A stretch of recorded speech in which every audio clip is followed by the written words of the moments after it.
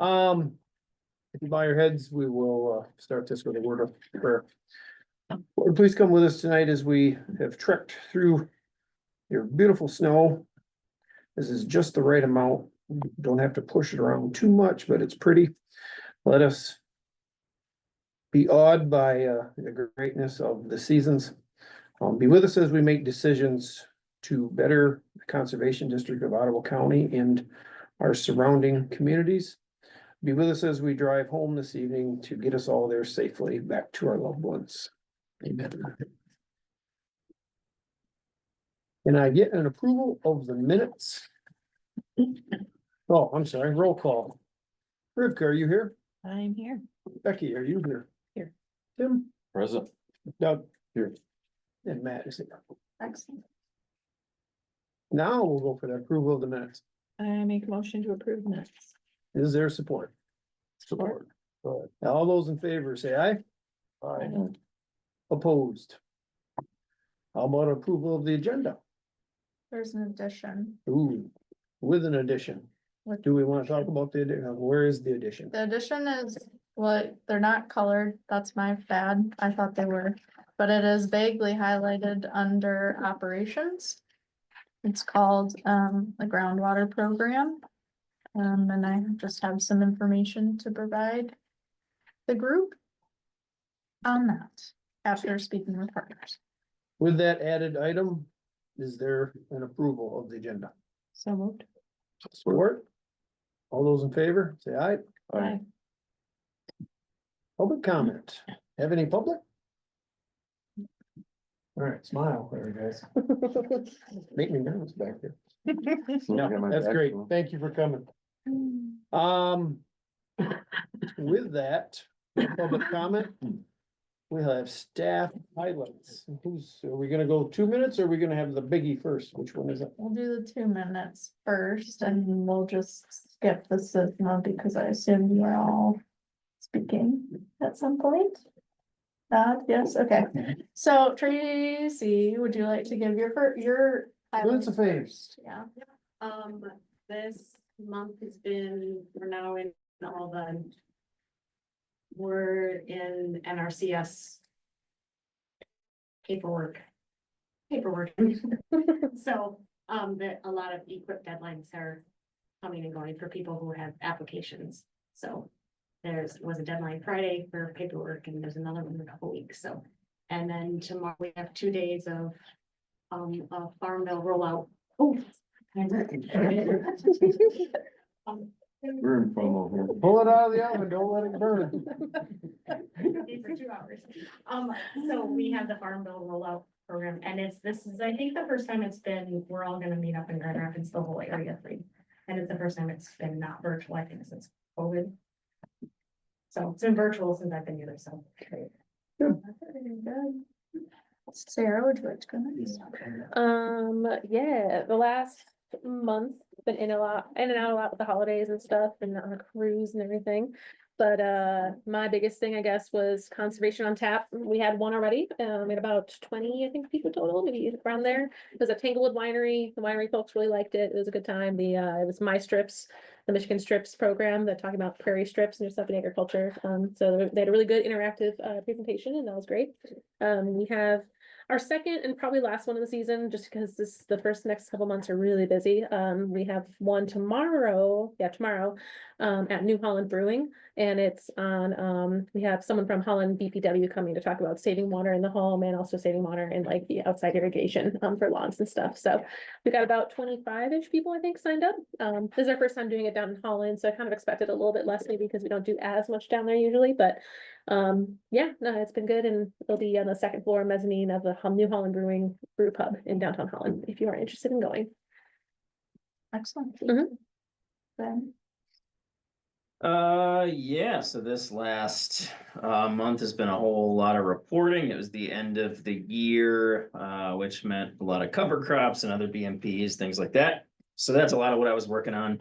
Just a quick highlight, we had, in terms of the reimbursements themselves, the biggest quarter that we've had in our watershed programs, which is pretty exciting. I think between the two grants, we have like $233,000 worth of reimbursements. And that was included in that was about 8,000 acres of cover crops that we did through our Nice. programs. So again, biggest year we've done so far. Just keeps getting better and better every year, so. You see it in the neighborhood. Yeah, oh, I mean, and that's the thing too, is like, a lot of that was cost share directly from our grants, but a couple of those producers started with us, went to NRCS, and now they're spending federal dollars instead of ours. But either way, you know, the other guys too, like there's a couple of these producers that just matched. They did 500-600 acres of their own. They hadn't had those fields approved, but still wanted to do them, so they did it anyways. And I mean, anywhere you drive in any of the watersheds that we've worked, I mean, it seems like this year was maybe an anomaly because the weather was kind of perfect throughout was. most of harvest, but just seems like, you know, up in the Crockery or some of those watersheds, like every other field is cover cropped, and it's great to see, so. Great job. Very good. Well, that's all that's not. That's all that's not SISMA. I can give my executive report again. Except I skipped partner updates. And questions on Porter, sorry. You did your job. I'll stop talking. You're up. Okay, so things that we have been working on. I think we talked about this last time, it was a long time ago since we met, but. One of the things that we've been focusing on, and by we, I mean Annalise and I, is, cleaning up our QuickBooks. We met with our auditor and what the do's and don'ts of that. In that, we got our balance sheet, looking pretty good. There's still some stuff, I have questions on, but I'm feeling more comfortable with it. And in the last couple months, we've managed to work our way through 8 classes that we have. We have about 26 to 29 to go, but To go or total? to go. Oh, all right. But I will say that, while it's slow going, it did feel very nice to, like, those 8 felt very good. Like, we got done with it, and we're like, yes, that's great. It feels great. So we've been working a lot on that. I also spent a lot of time on the policies that you guys are gonna have, before you today with the HR committee, the sick and retirement policy. That's gonna be before you. We've been working on, also hiring for that CTAP position. We had interviews last week. I called some references this week. I'm waiting to hear back on about half of them. But we have some pretty good candidates, and hopefully by the next time we talk, we'll have somebody, to introduce you to, which is great. One cool thing that came up in the last month, we do a lot of work with the Careerland Tech Center. And we had one of the professors reach out to us about a student internship program. It's an infancy idea. I have no details for you. I just thought it was an excellent opportunity, so I'll be talking to her about that more. After speaking with staff, I think we do have some pretty good opportunities that could help a student grow professionally. So that's just one of the things that I will continue to be working on, hopefully meet with her in the next month about that. Nominating petitions were due. Last week, we received 2 from our very own Doug and Tim. We do still have to hold the election. I emailed you both about this. So our ballots will be opening for absentee requests January 24th, which is next Friday. Our annual meeting will be March 11th from 4:30 to 7:30 at District 5 Schoolhouse. And there will be more information to come, like a registration link. I'll make sure you guys have a graphic to hand out. All of those things, but those are just those initial details for you. And where's it gonna be at? The District 5 Schoolhouse, it's in Zealand. It's I've been there. How'd you find it? beautiful. I seen it, I looked at I had the a wedding- website. wedding It's for Well, it. beautiful. How'd We you drive get by that? it all the time and I just, I don't know where it is, but I. It's on Fort Shelby. It's How'd it come up? I've never been She inside that. found building. it. Cool. yeah, That we is drive great. by it all the time, cause it's in the, I think it's in the Pigeon or close to it. I don't know, we drive by it all the time and I was like, oh, that's It's cool. so pretty. I just reached out to them. They said that That's they You do a said lot of stuff in wedding, it. but she's Yeah. like, the woman I talked to said that, oh, we're looking to increase that type of business, like doing like meetings, evening things, stuff, so. That is a very nice, Yeah, yeah, they have a Very very nice room exciting. there. Mhm. Is it expensive? Not bad, it's like 600, Mhm. so, Good setup. Relative. mhm, right. I felt Yep, like it could have been worse. it could have been worse. Very exciting though. Also, our annual tree sale will be live February 3rd. And I will also provide all the information for you to get the word out there about that as well. But that'll be the, the same story. Well, it'll be on our website for people to go and order trees. And then the actual pickup date will be in April. The other cool thing, Normally the second Friday. it's the 19th. I don't know what Okay. that is, Nope. but yeah, it's the 19th. The other cool thing that I'm excited about is we sent out a holiday letter for the first time. Mhm. Morgan designed this and it's gorgeous, and I wanted you guys to look at it. I did Uh, look at it when I got it. and it's loved it. beautiful. It's great. to pass around. It's got all of our information for the last Fantastic. year. It's got a solicitation or, a request for donations, and I didn't feel like that was appropriate to I didn't want you guys to feel pressured, so I didn't purposefully send it to board members. Apparently You I'm on the slipped through mailing you list slipped somehow. through the cracks. I'm sorry about that. I was gonna say, I I didn't know. see it, I was I'm kinda. sorry. She knows I where- know. she knows where the money is. I I'd just say want nothing. you to I'm feel compulsive about pressured. signing up for all the things, so I'm sure I'm on so many You lists. must have but, just, yeah, gotten right in there. We sat like 500. You know where the and money is. We got, we have received, It's a cool picture. $1,100 in donations, which Thanks. doubled, we Wow. made our money back. I'm Cool. awesome. And this is the first time we've ever done it. So Yeah. it's very exciting. It's pretty good for a year in the campaign. It's A lot of very times they're exciting. not super productive. Mhm. We've No, I done wanted the ag to- program and they're big. It was very exciting. I Um, wanted to send you a text when I got it to be like, this is really great. it was And I didn't beautiful. find any typos, so there you go. We worked really hard on it. Wow. And it was honestly. Right there, move on. Okay, you're right. We're not talking about it. Don't, she can't look at it. She's done with it. No finding Right, typos. right. I'm just kidding. No, it's okay. I do have a need this month. You said I don't ever have needs. It wasn't on your board do reports, know. I'm sorry, we can't. That's too Thank bad. you very much. Milk jugs, but you know. Oh, we have so many of them. Good, It's okay. good. Okay, I'm gonna read it to you. This one is serious and I genuinely need somebody to volunteer and step up for this, cause it's a big deal. It's something we talk about every year. I have been asked to, get one of you to be, an advocate for the Legislative Advocacy Committee for MACD. They're putting a list together of go-to directors that they can quickly communicate with on issues that might come up. Like while they work through lobbying state legislator for $13 million from a restricted fund for Michigan's conservation districts. This is from Steve. Yep. This is from Steve. No, this is from Steve. Like, all right. He requested it and I said I would do it. No, it's a good Um, ask. They want me to identify a director who's highly motivated to help this committee as needed over the next 6 months. So it's only 6 months. And we can hold them to that, to achieve this goal. They really just want all the CDs to be engaged and show that our directors are also engaged. So I need one of you to volunteer and give me your contact information. I'm trying to tell you, it can't be me because I'm already on the committee. You can help, thanks. I know somebody on the state council that could probably help out. I think that they might already have a lot on their plate. Not a team player, that's for. And I think it would be important to share the load.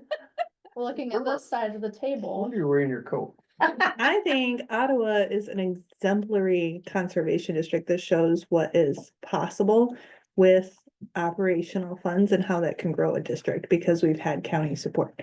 And the more involvement from Ottawa at the state level, the more successful we'll be at getting funding from the state, not only for Ottawa, but for all the districts in the state.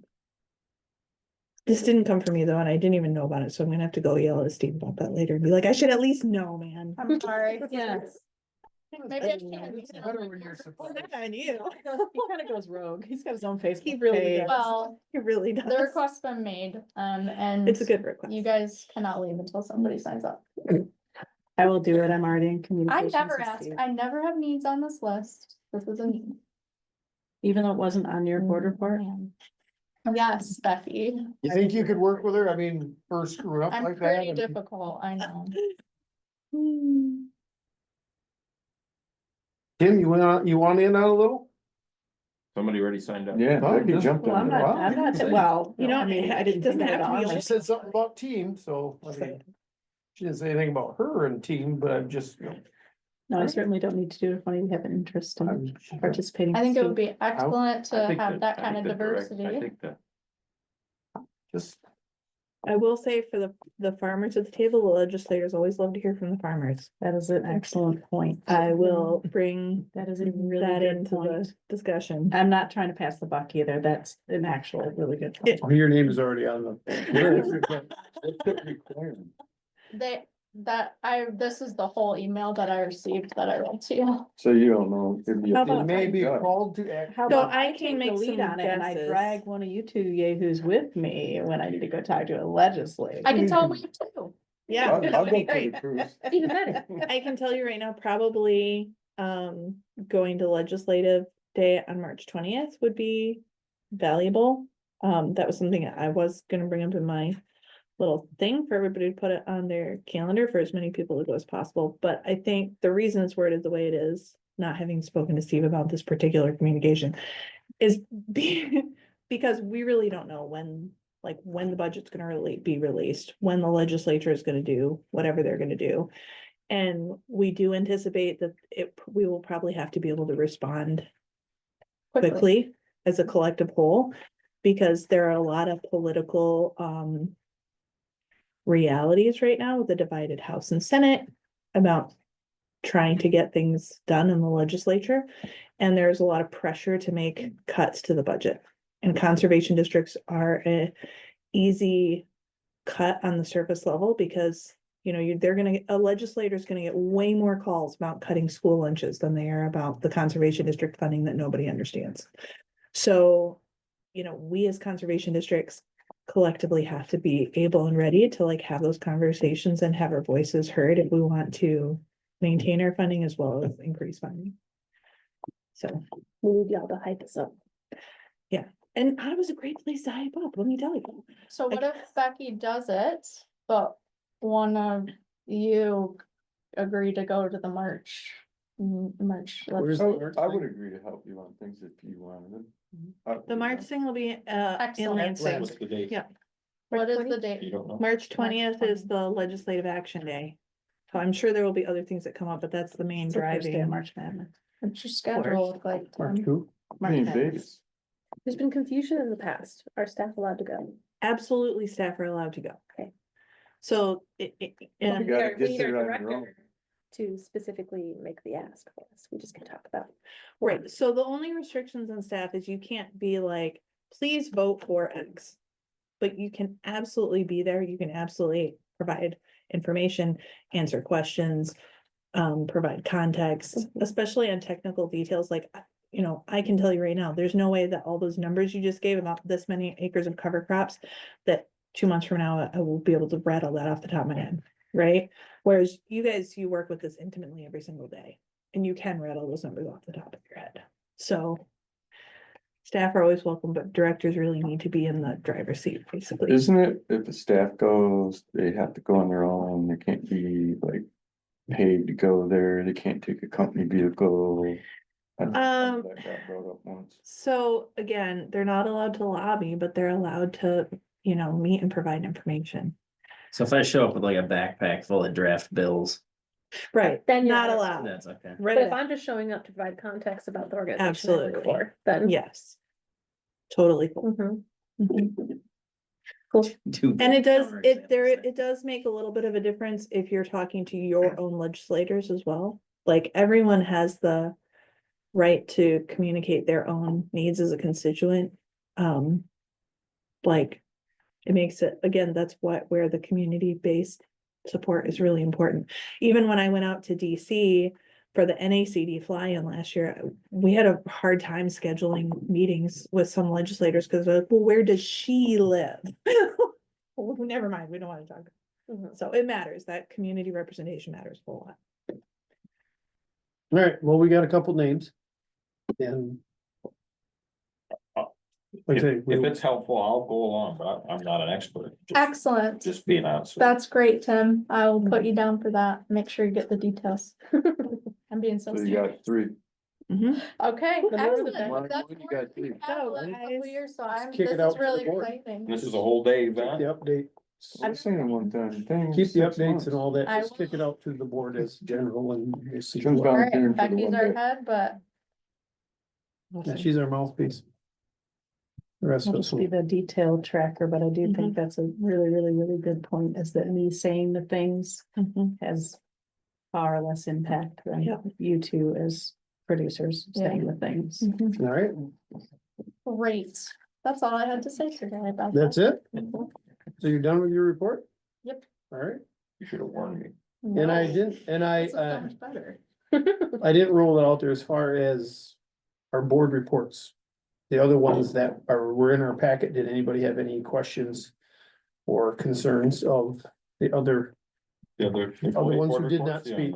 It looked great to me. I saw that, Tracy had to change her request for the board, right? Cause we spoke to your one now, and now you have a new one. So we have our MERS one answered. Was it you that was always the MERS, or was it? That was somebody? Alex. Was it Alex Mhm. every week? Okay, No, yeah. Any update on Karen's position? Just, we just did the interviews last week. I'm calling references. So that's in the works. Yep, working on it.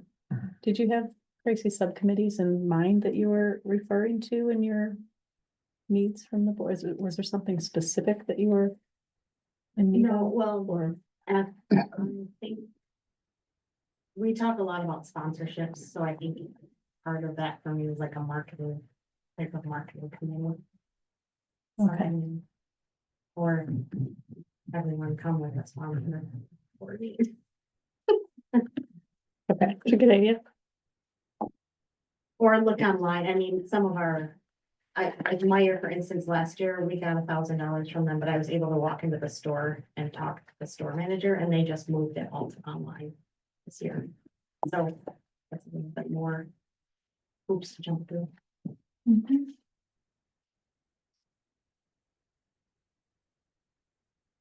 We're good? Mhm.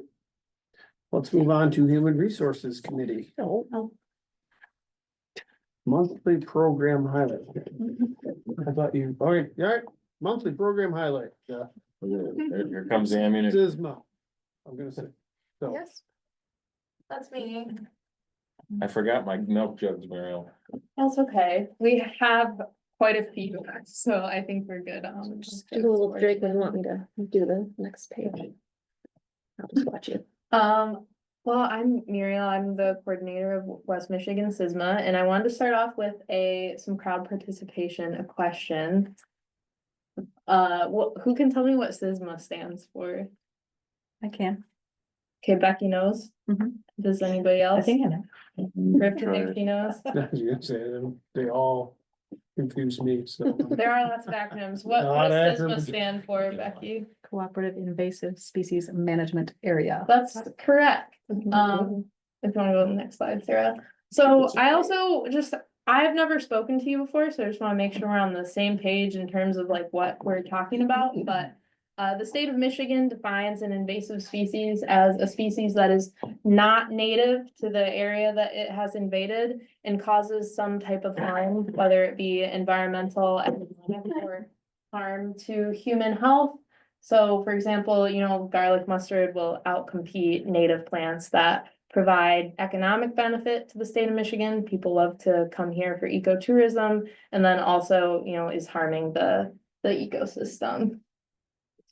So, the West Michigan SISMA is a partnership of groups and individuals that work together to, manage invasive species across jurisdictional boundaries. So that's government organizations, like all of the conservation districts of each of those counties, different county parks organizations, state and federal government partners, even individuals. So it's a lot of different people who work together to manage invasive species. And we have 3 strike teams. One is out of Ottawa, and then the other 2 are out of Kent and Muskegon Conservation Districts.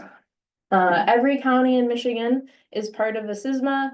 We have 7 counties. We have the most counties. The smallest one is Oakland County SISMA, but they have their own problems, being that it's Oakland County. I'm just saying, if you go to you go to Grand Rapids or Detroit, you go to really urban areas, those are really disturbed areas. There's lots of, invasive species issues in those places. So how does the SISMA and the Conservation District kind of intersect? So the Conservation District is the fiduciary of West Michigan SISMA. So that means they hold our money and they hold our assets for us, but we are kind of a organization that is a little bit separate. We have a steering committee of individuals that kind of decides the priorities of the SISMA. Natalie sits on that committee, and she wears the fiduciary hat of having that perspective, and she also has the unique perspective of having been a SISMA coordinator and a executive director. So she's a really valuable resource, not just for our SISMA, but for other SISMAs as well. She gives a really good perspective of both sides of it. So the different projects that we work on, there's kind of 2 main camps. There's our invasive plant program, which we have a variety of grants that cover different priority invasive plants.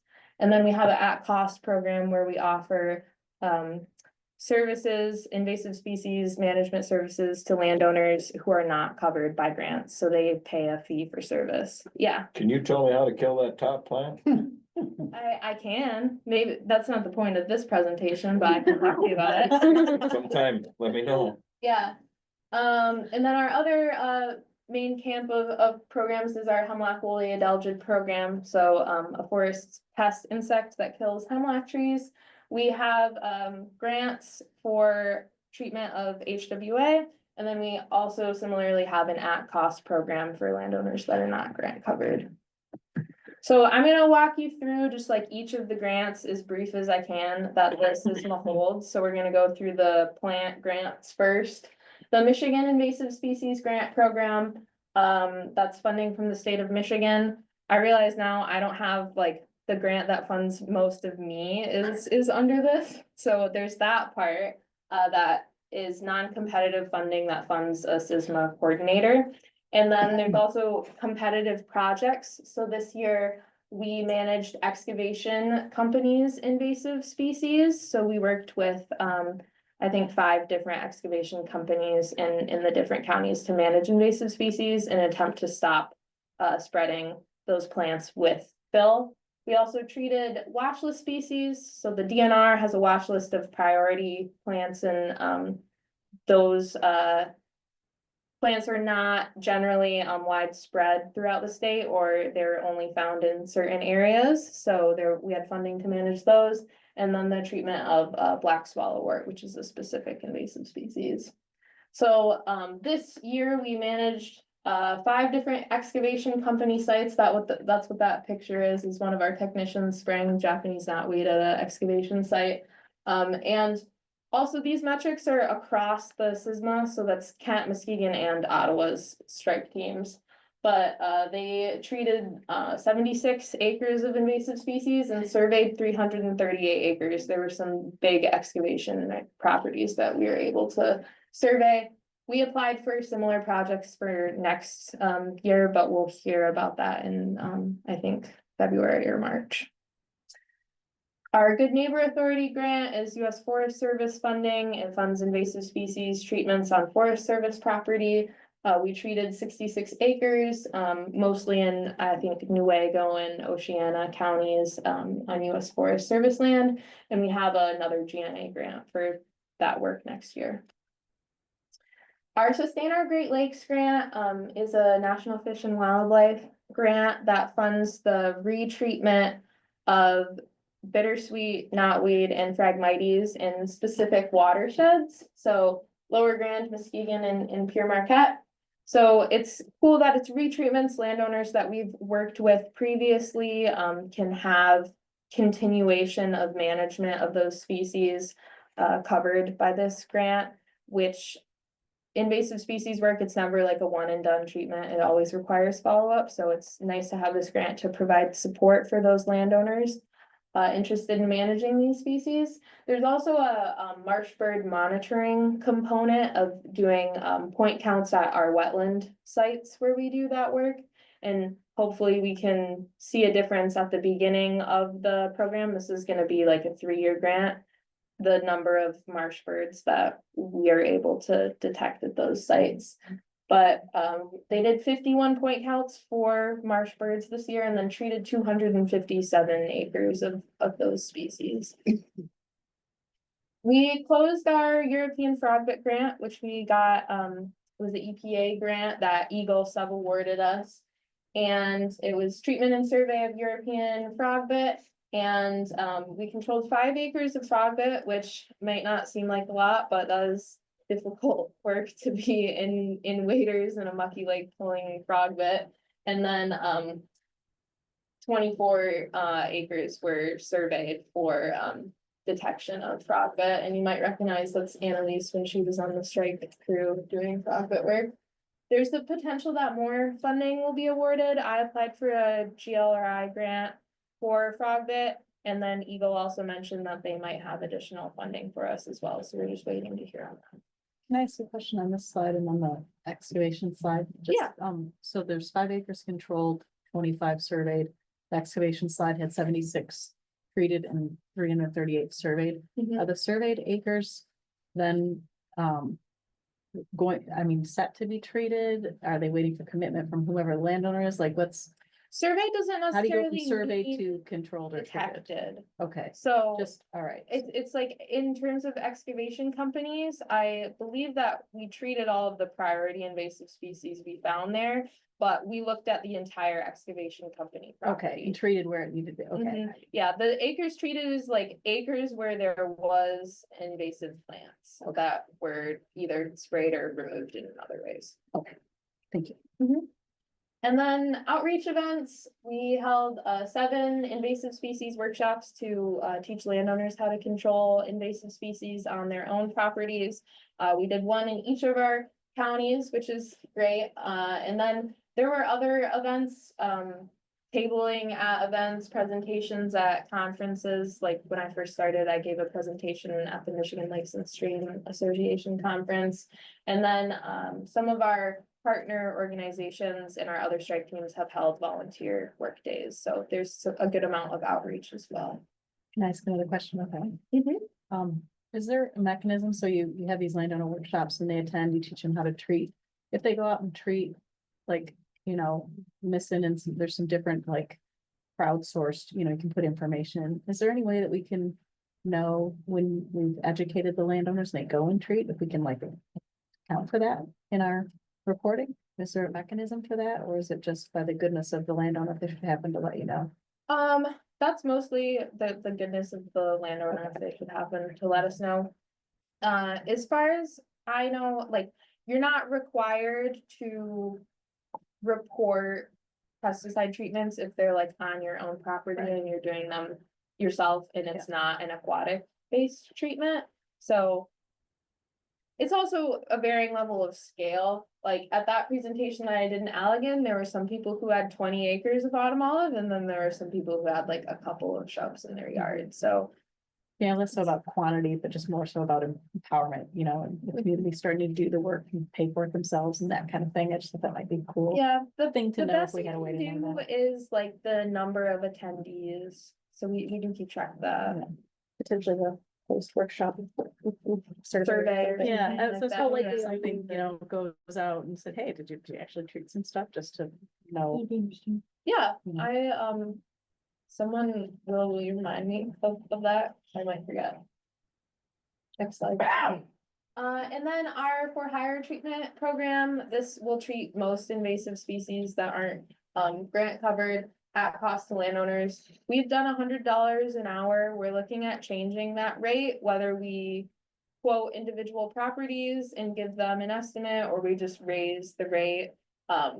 The way that it's been done for the past several years is it's a flat rate of a two-person crew is $100 an hour. So we don't want it to be prohibitive. We're not looking to like make a bunch of money on it. We don't want to compete with private business, but we want to be able to offer a service to landowners to control invasive species, especially ones like Japanese knotweed that are pretty difficult for landowners to control on their own. So in Ottawa and Allegan County, so this was just Ottawa's strike team. We treated 55 acres and worked with 70 different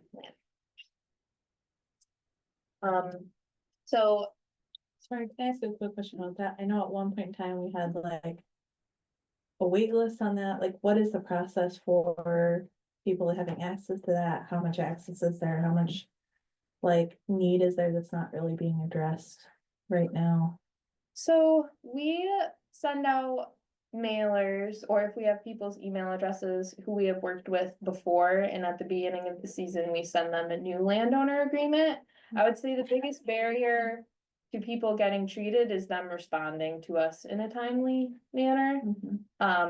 Or people reaching out to us too late in the season, you know, if it's September and they're like, we have knotweed that we want treated, it's like, well, it's too late. So I think as far as I know, I feel like we're relatively able to meet capacity. Okay. The only thing is some people, if they have a very large infestation, we'll tell them they should hire a contractor because we just don't have the equipment to make that efficient. Same with if it's a large infestation, we will do like up to a day's work on their property. And then if they want more than that, we'll say if we have time at the end of the season, we'll come back. Otherwise, again, like you can hire a contractor, and that has, you know, more than just 4 technicians and some backpack sprayers. Yeah, cool. So those metrics, other than the for hire, those were for all 3 strike teams. Now I'm gonna be talking about Ottawa Conservation District's specific HWA crew.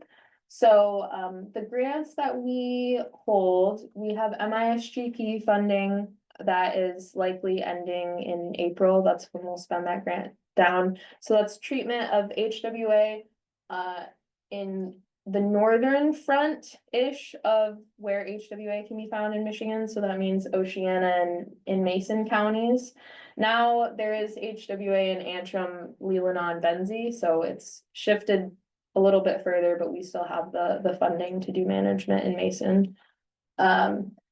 So we have that funding, and the GLRI funding that we haven't started spending yet is a similar scope in terms of the area that we would be treating, and we haven't started working out of that grant yet. And then the LSR, the Landscape Scale Restoration Grant, we have been awarded it.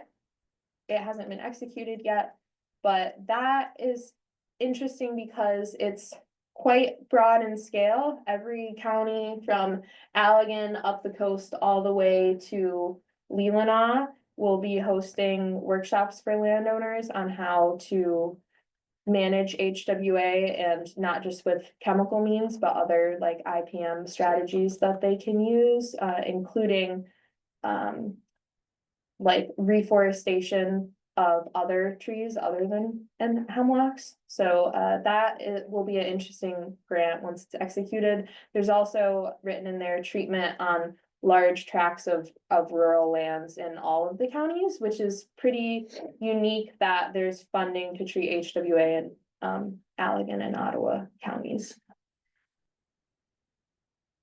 So I've been talking for a while, but I'm gonna have the other staff who work for the SISMA just introduce themselves to you, so you have names and faces and just how long they've been at the Conservation District. Sierra, do you want to go first? Yeah, so my name is Sierra and I am on the HWA crew, and I've been here for a little over a year and a half. I'm Sean. I've also been here a little over a year and a half, and I am also on the HWA crew. Will Latham, invasive species specialist. I manage the day in, day out, operations for the HWA crew and the strike team they're on. And I've been with the district 2.5, not quite 3 years. Brendan Canavan, I'm also a forest pest technician. I was hired the same day as Will, so about the same time. Hi, I'm Lauren Visser. I've been on the HWA crew for about 3 months, and then last summer I was on the invasive species crew as well for about 3 months. It's nice to meet you. Those of you I haven't met, just a few of you. Yeah, I know that you don't cross paths with them super often, so I wanted them to be here so you could. Hard to work for. Yeah, thank you. There was so much hesitation. Yeah, so this is all of the SISMA, and then we hire a seasonal strike team as well. I got a question. Mhm. Is the goal elimination or just control? That depends which species that we're talking about. Okay. So- So go just roughly, like, the hemlock adelgia, is that elimination? Is that our goal? No, So we won't be able to control it. We're just gonna try to manage it. the goal would be to keep hemlock on the landscape in the long term. And right now, our method of doing that is chemical treatment. There are people much smarter than I am working on biocontrol solutions. There's also some interesting forestry techniques that, like thinning, increasing sunlight can allow hemlocks to persist longer with HWA. So the long-term goal, especially in this part of the state, is to keep hemlock on the landscape because of its ecological importance. Other species though, like yellow floating heart is one where we have a single site in Ada that we've been managing for several years, that it's, decreasing every year, and I think we'll be able to eradicate that. So I think it depends on the species. So what do you use the boat for? Will, do you want to talk about that? Yeah, sure. We didn't use it so much this year for surveying and treating phragmites, but in the past few years I've been That's what you used it a use it for? lot. Yep, a lot of miles on that. And then, on Lake Macatawa, treating a new one we're working with called Ludwigia. That boat is the most capable boat you can get, and it's still tough to get where we're going with it, but without it, we'd be dead in the water. We How's were the new motor? great. Fuel injected, no choke, just Much That safer. other one was pretty antique. Ludwigian. Yeah, but I just taught Ben about this today. Anybody else think that sounds made up, just as an excuse to get the boat out? We're just talking. Never heard. So it's not like I get to go have fun on the boat all day.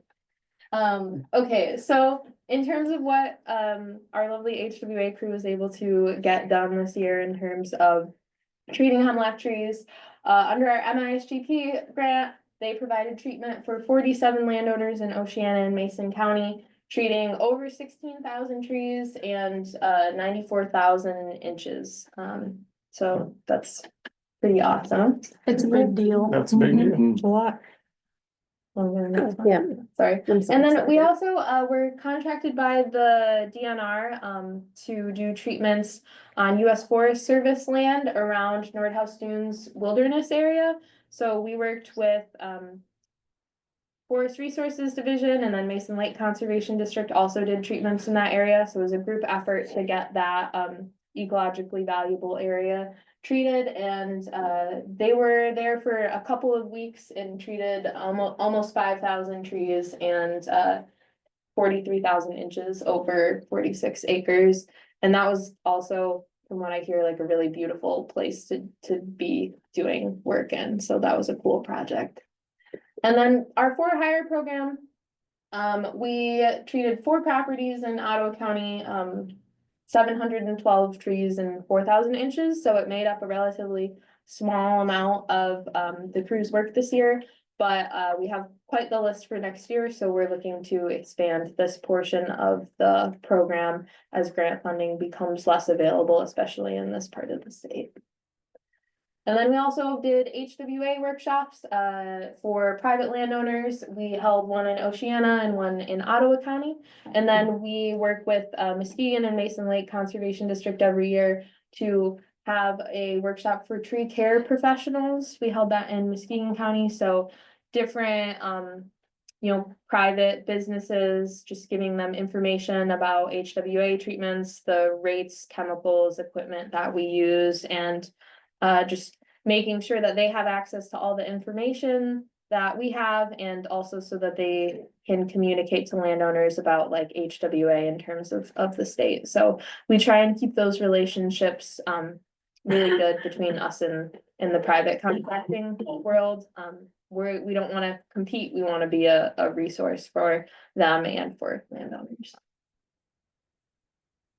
So thanks for listening. Any residual questions? Well, that's really great. Thank Okay. you. Thank you. Yeah. Great. Thank you. We'll turn the TV off because we have no other online public people, so we don't need to look at ourselves. I'm cool. Aw, Bye, everybody. thank you. Thanks. You guys. You bet. So So we're totally shut down? Nope, recording's still going. I just don't have it on the TV. Nope, that's fine. Okay. Have at it then. All right, now we can do human resource committee, can't we? Yes, now you can.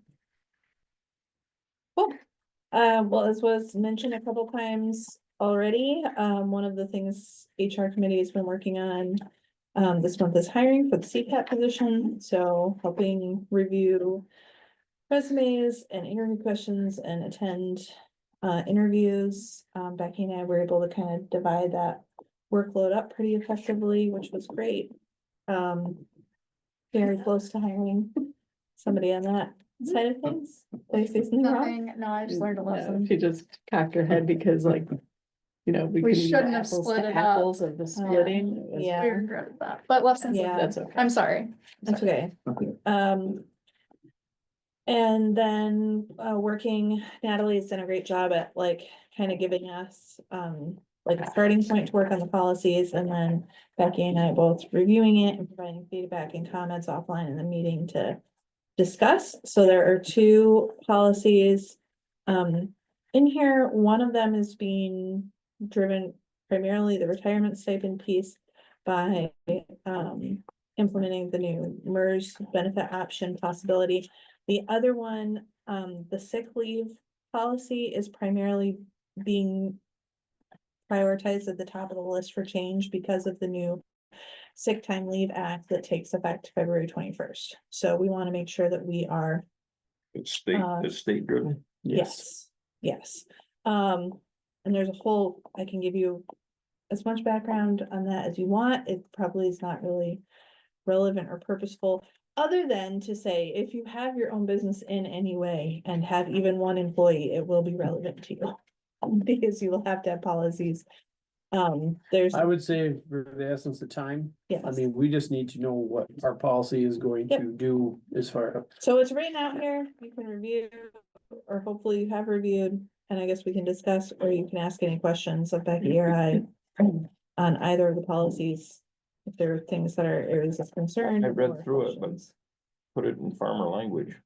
Which one do you want? You want to start with Just the? both of them, just give me just condense where we at, where we're headed and why. May I ask a question Yeah. first? I'm sorry that I don't. Go ahead. know No, this. it's okay. I thought that MERS Gal, Mhm. okay, MERS Gal does have some input. She's She gonna provide was, still, she confirmed she would be here, okay, over Zoom, and she was not. okay. I asked that because we drafted the retirement policy and MERS person had some Mhm. input we've not received yet. She said, she was gonna come with, she had some questions for like our intentions for the policy. She said nothing and it was like wrong Mhm. or anything like that.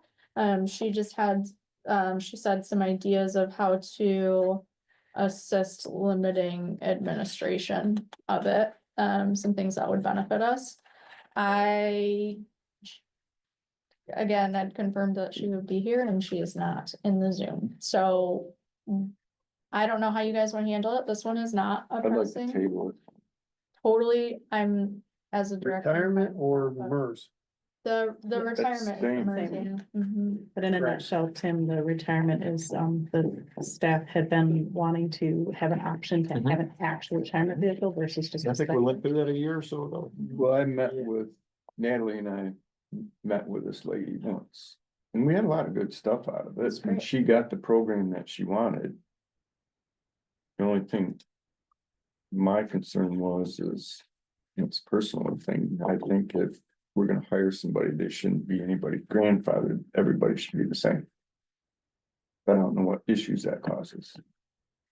What he's referencing is that the option of people who were hired before the implementation of the policy had the option to continue to take that as a stipend and not utilize Or they could be the another. retirement. And if you're hired after we implement the policy, then Gotcha. you have to use the retirement vehicle that I we gotcha. provide. And where's that hold us?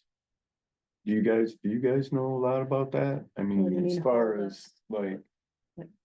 What's our like that liabilities? lady- I mean, if we make someone be in the retirement, which that's what we're saying we're gonna do. Mhm. I just, I thought it was a choice. Yeah, they don't have to Now there's a participate in choice. retirement. I think Doug is saying because correct me if I'm Yeah, wrong, your no, point right. is. If there's people hired previously have the option, the new people don't get the option. Right. And to me, Automatically enrolled if they're employee. no, they just can't get it as a stipend, right? Is what Okay, you're saying? okay. correct, Right, and so for me, just as an example, and anybody else who works anywhere can provide probably a similar example. When I got hired at the county, retirement was no longer a defined benefit. Which in some ways is kind of nice. You retire, you know exactly what you're gonna get and you're gonna get it forever. Right. When I got hired, they had changed to defined contribution. I add money in and then I've gotta not outlive my money. Because I could outlive my money potentially. I don't get the option of defined benefit because they changed it since I was hired. So to me, you implement new policies, you establish a point in time and. I don't think it's an issue. Is it a liability? I doubt it. I just didn't want no legacy, I mean, I just Yeah. wanted to make sure that we crossed our T's and dotted Yeah, and I's I for don't the know that. legacy costs For sure. later on that. Yeah. Yeah, And I we don't brought that believe, up I don't in- believe there will be. And this would be one of those scenarios where if we were not, you know. In the situation that we are at the county, we had at one point offered, you know, the ability to utilize corporation counsel to ask simpler questions like this and get some Mhm. feedback. We don't really have that availability right now, so it's Mhm. unfortunate. So, you know, I don't know if there's other methods via MACD that we could ferret that out. I don't. Well, in the Would be essence great. of time. But what- MERS person, I'm sure could answer that probably in She a was, heartbeat. yeah, she was very informative and Yeah. that was, yeah, why I asked. Yeah, after. so we could bring that up to, you know, we can table it and then maybe get that question addressed when she provides her Mhm. potential improvements administratively, or what have you. Yeah, I think it's just some Existing advice, policy. Yeah. but yes, I can make that happen. and you had one of the top, one of the programs that were offering, you wanted that, I can't remember the number of it. Four was a fifty-seven number. B, What? 457, is that right? It could, there was one that kind of fit the needs for this place. Yeah. Must be a nice government thing, because we have that at the county too, it's a 457B. So are we just gonna table MERS? Does somebody has to do a motion to table it? Yes. Yes, We'll make a motion to table it. I'll support. For more information. Yeah, but honestly, we really didn't have the original motion.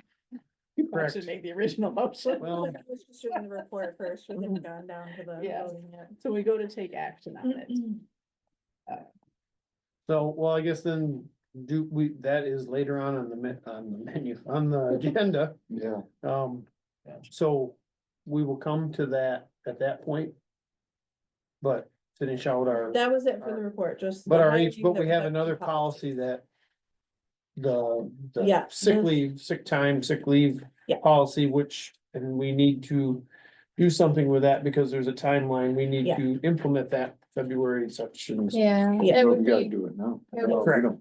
it would be nice to have it in place earlier rather than later, so that I have more than, you know, a couple weeks to figure Yep. out how we're gonna. The And only other that thing I'll is- say from a report standpoint on this is that we should all be aware that there is likely to need to be revisions on this policy in the Yes. next year.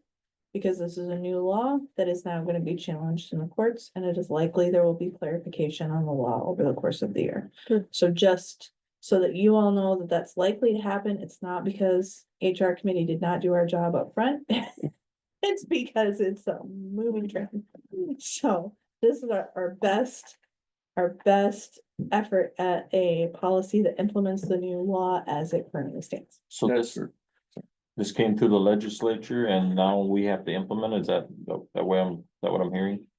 It's Yes, a little more complicated than that. It was originally a ballot proposal that was passed. The legislature didn't like the ballot proposal, immediately tried to change it. That was challenged all the way up to the Michigan Supreme Court, and the Supreme Court said, no, you can't just get rid of a ballot proposal because you don't like it. So yes, you have to implement it, which is part of the reason why we have like a limited time frame, is because this has been in a legal battle since like 2018, I think, since the ballot proposal went through. So it's for full-time employees? That is one of the big changes, is this is, for all employees are impacted.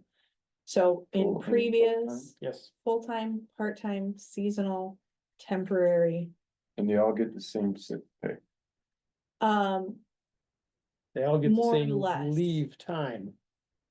so Correct. basically Oh, the sorry, fundamental of the law is that it requires employers, and again, any number of employees this applies for, this is another big change, there are not a bunch of carve outs. So if you have one employee, you must provide them 1 hour of paid sick leave for every 30 hours worked.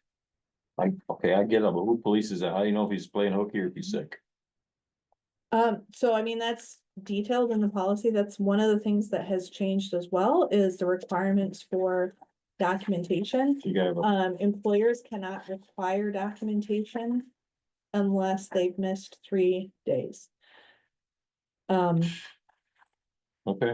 And if documentation is required, the employer has to pay any costs associated with getting that documentation. So what they're trying to prevent is things like, somebody has the flu, they call in with the flu and they're like, they shouldn't be forced to pay out of pocket to go to the doctor to say they have the flu when they know they have the flu. correct. Right, so that's what they're trying to correct for, but that's why I say there probably will be changes as it gets rolled out of real life examples coming up and people wanting to provide additional parameters to close loopholes, but this is what it is right now. And the important thing, as far as implementing in timely fashion, is there's some pretty significant penalties for employers that are not complying. So they are going to be checking. It's gonna be thrown in your ball. Field, I mean, your court. I mean, you have an employee. It's coming at him. The only employee that this It's doesn't, for everybody. yeah, the only person it doesn't apply to is an independent contractor, is not really an employee in the first place. If they get a 1099, we don't have to provide sick leave for them. Anybody else, any other employment classification, they fall under the policy. Who's on the payroll? Right. Yep. Again, is there any other questions? I mean, the policy, we're pretty much dictated of what, It's gonna be in it. what the procedures are. Yeah, So. We're not really making any choices, we're No. just. We didn't make a lot of. Sometimes I don't know. Yes, yeah, it's. Make a lot of deviation. I mean, the only things that are not required is how we chose to grandfather in existing employees and what their already accrued sick time was. Because we didn't feel like it was fair to just like, as of February 21, employees that already had sick time, just erase all their sick time and be like, if you get sick next week, you've only got an hour of sick time now, good luck. Not even. Right, well, you accrue it, you get access to it as you accrue it, so every pay period, yes. But it doesn't go away. You keep rolling your number. Correct, but there are maximums that are required to be implemented. That was the other thing that we took a little bit of liberties with, because you're only required to let employees use 72 hours of accrued time in the calendar year. And we put it at 80 hours for full-time employees. So basically, we wanted to give some additional benefit to full-time employees, but otherwise, you know, they're gonna just accrue time, but that doesn't mean we have to. You know, if we have a 10-year employee who has 300 hours of time accrued, you're still only required to provide them with 72 hours of So patient. they can't just take a month off. And if they leave, they don't get it, right? There's no payout if they leave. That's another one of those changes. However, if they are rehired within 6 months, those hours go back on the books. Hmm. So, you know, that mostly will affect like temporary and seasonal employees, right? If they come back every year as on the strike team, they didn't get sick at all last year, that means they're gonna have hours this year, which honestly I think is beneficial, because if people are sick, we don't really want them spreading those germs around. And ours provides a mechanism to do that, but yeah, So. So- everyone. we I have guess to, with all this said, yes. again, we're being, might be the wrong term, we're being dictated to of what this policy has to say. Mhm. So in the essence of time and us getting into discussions, whether we agree with it or not, is. So I would say if there isn't any more questions to the actual meat and potatoes of it, let's move on. So, I wanna Doug, move on, but I got one. all right, quickly. Maternity leave, we pay them. Do they accrue hours or sick time during that time? It's for actual hours. worked. Actual hours work. Oh, So the upside of use that is if they're on PTO, they're not accruing sick time for PTO hours because those aren't actual hours worked. okay, so we're working hours. And also, we have an advantage as a district that we, generally speaking, don't have a ton of overtime. Cause that is a big question mark for No. salaried exempt employees. Now it's this big open question, like, well, what, somebody who works 80 hours, even if they're salaried, now do we have to accrue sick time for their act? How do we do that? Like, there's a lot of those kinds of things that thankfully don't really apply to us because of how we've written other policies up to this point, so. All right. I'm gonna accept a motion on the MERS policy as far as what we would like to do. So I guess I need a motion to discuss the MERS policy. I'm gonna make a motion to approve the MERS policy as presented. Is there any support? I thought we wanted to do that. There needs to be, we're putting the motion on the Oh, floor. we're tabling. I was doing amendments in my head. Sorry. So the motion is to take. No, the motion is to No. I support it. But nobody did.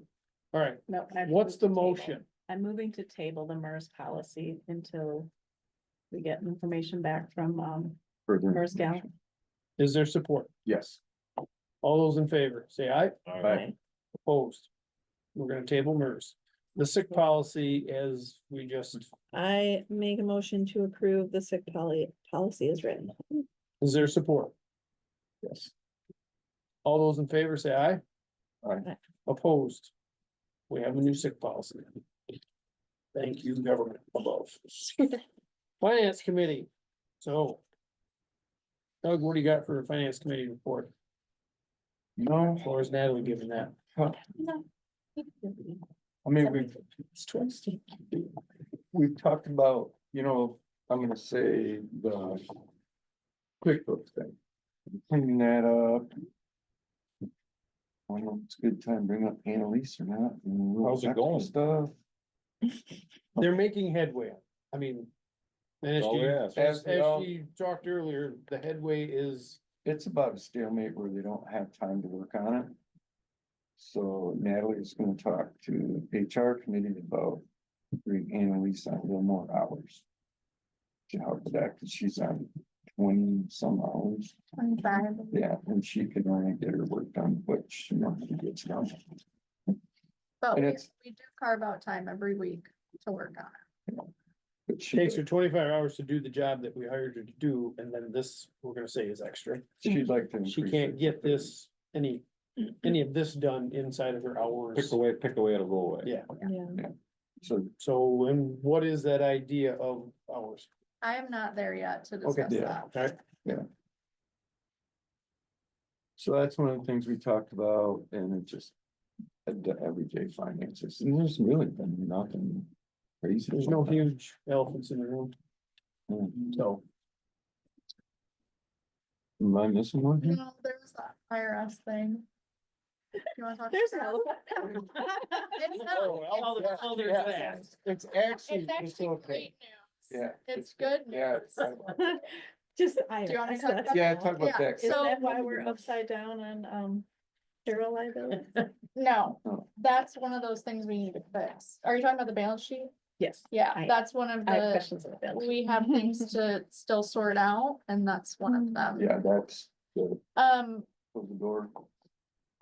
But I think we've talked about this in a meeting prior, where we got a letter from the IRS and we got a bill for a missed filing in last March. And I've been working on that literally all year. And we've submitted the forms, we worked with the CPA that MDARD actually allows you to use, got it all sorted out. And then they just recently, and it was a very large bill. So that's why I'm saying this is a win. We got a bill, they waived the penalties, but they didn't waive the interest, which ended up being, I wanna say, 2,800. It was like 2,000 something, but the bill before that was, 5 or 6 grand, wasn't it? We're into this It whole was- thing It's huge. from the start, close to 10 grand. so excellent. I spoke with the IRS. I spent a lot of time on the phone with them. They encouraged us to pay it and file a specific form to argue it. They've put a hold on the payment as well.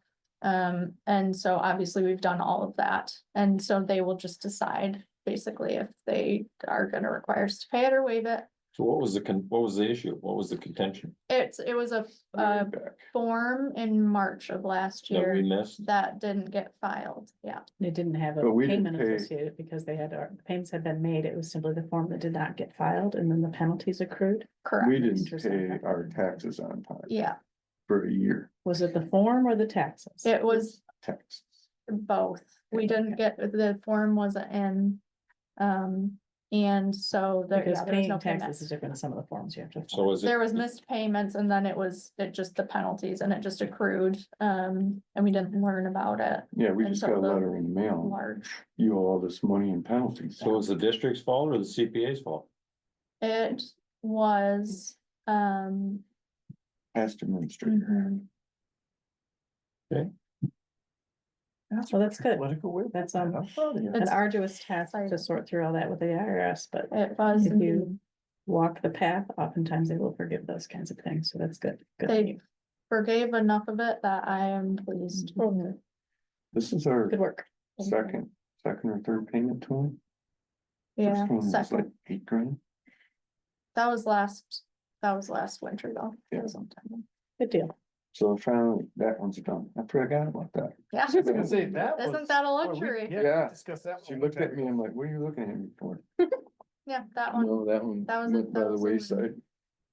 So that's, Really all we need. like I That's all said, the everything's finance calming committee- down now where That's correct. she's Yeah. starting to feel good about QuickBooks. That just needs to be put time in and get it finished. So what is what's the upside down on payroll liabilities and the undeposited funds that's in the negative? That's one of what those gyrations were. the payroll liabilities is one of the things that we spoke to when we met with the auditor and she helped us like move through this and like helped us clean it up and stuff. That was one of the ones that she was like, I still need to look into this. And then I have struggled to get a hold of her ever since. So That that's would where I'm at. indicate that we're overpaid on a payroll. That's where I'm at That's with what that, indicate- correct, Okay, yes. and then the undeposited funds? On The- asset side? The Negative 5,000, 5,500? that I don't have an answer for, but I can look into. Okay, I'm not worried, I just was, No, I appreciate you bringing it up.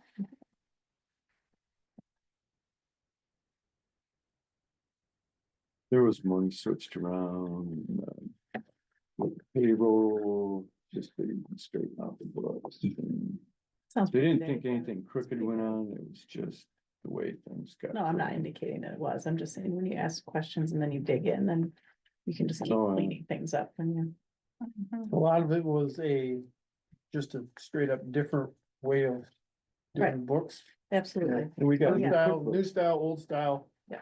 Right, wrong, it's, Right. so it's, Yeah, making We got- no indication of right or wrong, just knowing that Yeah. things are incorrect is all I'm saying. And you know, I appreciate Or not that. represented properly. Mhm. And we got two sets of eyes on it now, so. Three, I mean, well, I don't get into their QuickBooks stuff, but you could, but I didn't. I don't know if I wanna get in that far. is there any more questions on the financial packet? If not, I would entertain a motion to pay the bills. And to approve the packet. As printed. Yeah, there's no crazy bills, I mean, straightforward. I'll make that. Is there? Thank you. Is there support? Or, You think of that hard? well, I didn't want the treasurer saying it. No one else did. All those in favor say aye.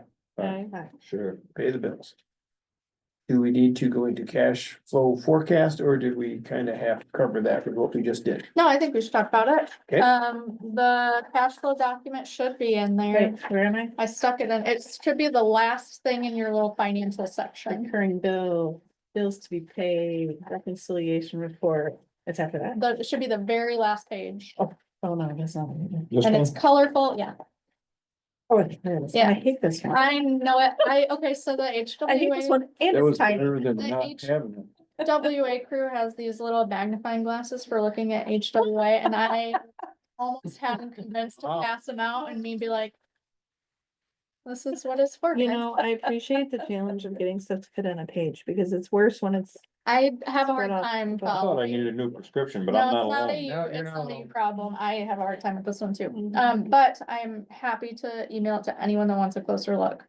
As always, this is one of the ways that this is one of the tools I utilize really to know if we're gonna have a tight month. It helps us time our reimbursements. It helps us get after someone if they have not paid us on time. This is honestly my most useful tool in my job.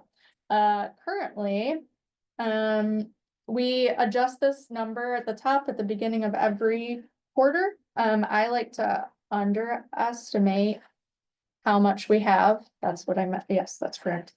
And then as you move through that week, you'll see the reimbursements that are coming in and then the payroll or the bills that we're planning on approving, being paid. Currently, we're looking, pretty great for this next quarter. Even before we get all of that cost share money, if you look at that February 17th week, we're getting a lot of watershed reimbursements, but that includes cost share checks Yeah, most. that will be going out. So even before we receive that, we're still looking in I'm comfortable place. So that's excellent. Are there questions? No, I just take you at your word that we're comfortable, because I I'm don't, I comfortable. can't look at this and know that we're comfortable. If this So number, that's your job. yeah, it is my job Yeah. and I'm comfortable. Okay, I sleep fair enough. at night. It's my job Yeah. to scrutinize QuickBooks, it's your job to know what the heck. So where does the that's top doing. number come from? The top number is how much is in your account at the beginning of the week. Okay. And then Inputs, the inputs outputs, and the outputs and then what you'd have at the end. got it. Is the idea. No savings. This is our savings and what we have is like excess in our checking combined. Okay. But the savings line is empty, so Yeah, you're we're, just combining that? yes, they are combined, because the way that we use it, we have currently two savings. One holds all of our advanced funds, Mhm. so that we're sure they're separate. The other holds our cash for cash flow, and then we have a checking account. So anytime we have payroll or bills, we speak with Doug or you approve the bills, and then a set amount of money gets transferred into checking, and that's how money gets pulled out. So we don't really have a place outside of that middle account for funds to just sit. Does that make sense? Mhm. Yeah. We started the second savings when we wanted to put $20,000 away, but we put in what, two? I Oh, think. yeah. Mhm. So But where's then that? we- Is that at a different account somewhere, or is that just? We got a Itemized. separate, we got a second savings account. So then. When they got the water stuff from the county, we didn't want that getting mixed into our general stuff. So that went into the savings account too, Yep, that's where our advanced fund. So, and then when we got the money for the truck, that went in there. So nobody, that's a do not touch account kind of without, unless they start working again They for are, the county, and then we'll tap some out of that. yep, every payroll, the amount that they work out of that is pulled out, or if we pay for equipment, that is calculated and pulled out.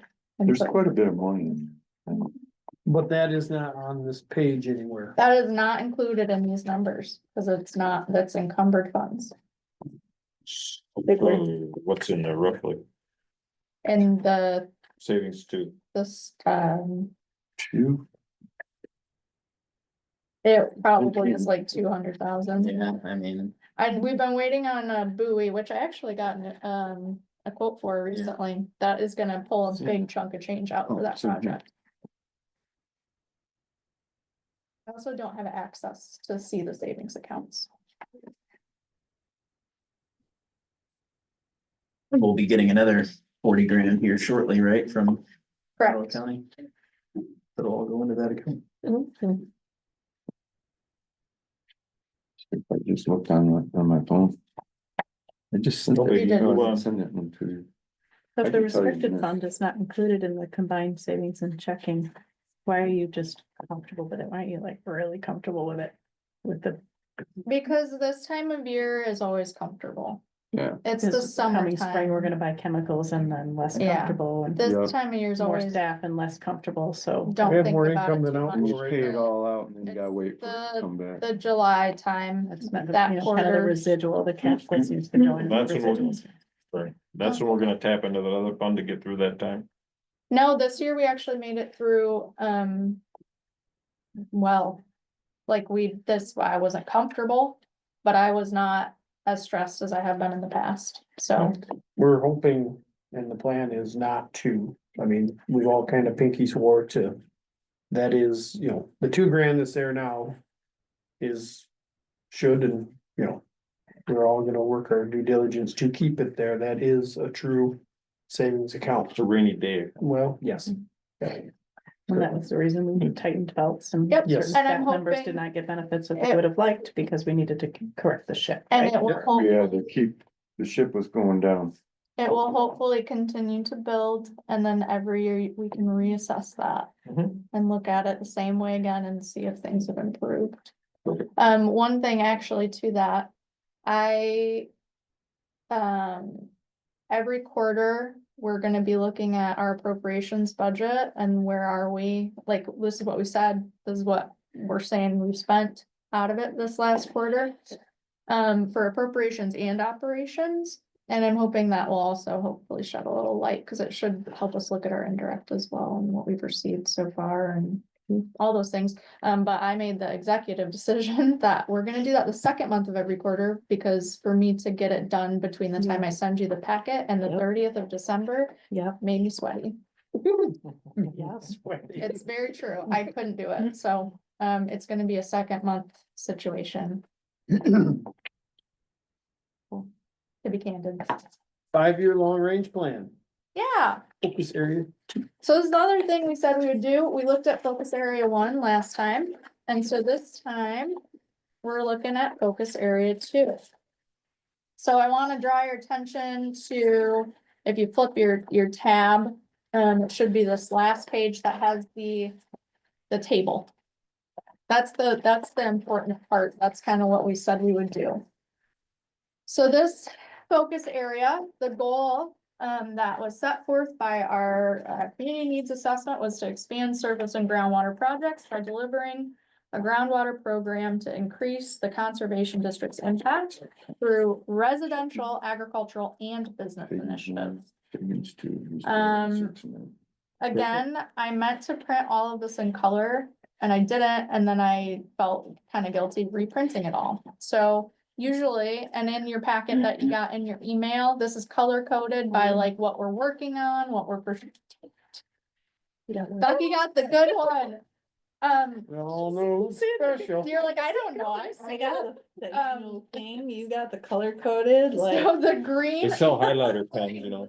The green, this really dark one, that's something that like we already did it, we're doing great. The rest of it would be yellow, so we are working on it. Nothing is gonna go unachieved.